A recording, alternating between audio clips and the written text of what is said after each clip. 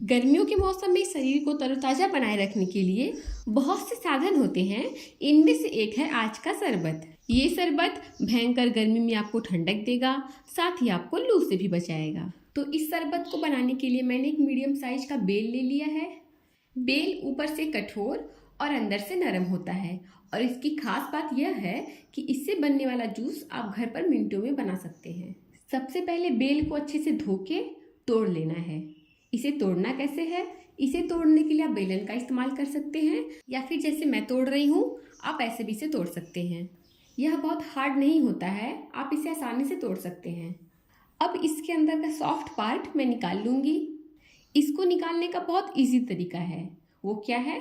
आप एक चम्मच लीजिए और चम्मच की सहायता से इसके सॉफ्ट पार्ट को, जैसे मैं आपको वीडियो में दिखा रही हूँ, उसी तरह निकाल लीजिए।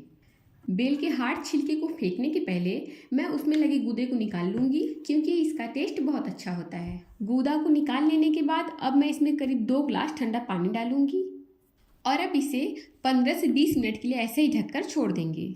फ्रेंड्स, मैंने यहाँ पर सिर्फ आधी बेल का यूज किया है, क्योंकि मुझे सिर्फ 2 ग्लास की शरबत की ज़रूरत है। बेल को भिगो देने के बाद अब मैं चीनी का पाउडर तैयार कर लूँगी। इसके लिए यहाँ पर मैंने कुछ चम्मच चीनी लिया है। अब मैं मिक्सी ग्राइंडर की सहायता से इसका पाउडर तैयार कर लूँगी। शुगर पाउडर बनकर तैयार हो गया है। अब मैं इसे एक बाउल में ट्रांसफ़र कर लूँगी। बेल को पानी में डुबोए हुए पूरे 18 से 20 मिनट हो गए हैं।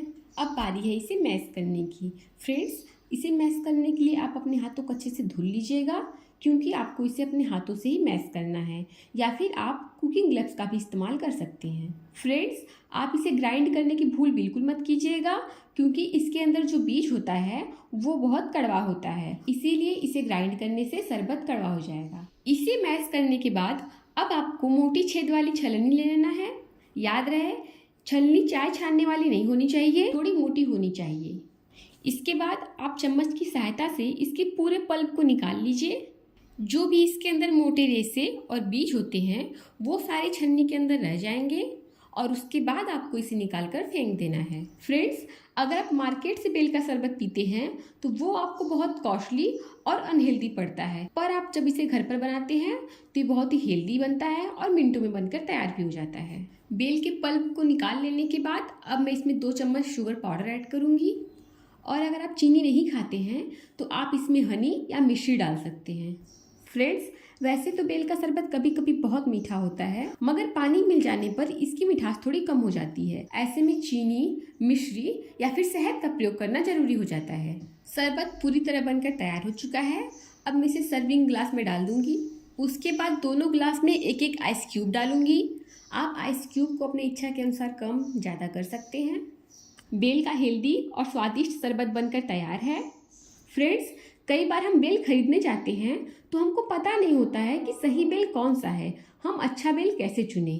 इसके लिए आपको सिर्फ 2 बातों का ध्यान रखना है। पहला, जो भी बेल आप लें उसका रंग हल्का पीला होना चाहिए। दूसरा, बेल से हल्की मीठी शहद जैसी खुशबू आनी चाहिए। अगर आप ये 2 चीज़ें देखकर बेल खरीदते हैं तो आप हमेशा एक अच्छा मीठा पका हुआ बेल ला पाएंगे। अब सबसे लास्ट में मैं आपसे ये कहना चाहती हूँ कि आपको मेरी वीडियो अच्छी लगी हो तो मेरी वीडियो को लाइक करिए और मेरे चैनल को सब्सक्राइब करिए। मिलते हैं अगली वीडियो में, तब तक के लिए थैंक यू।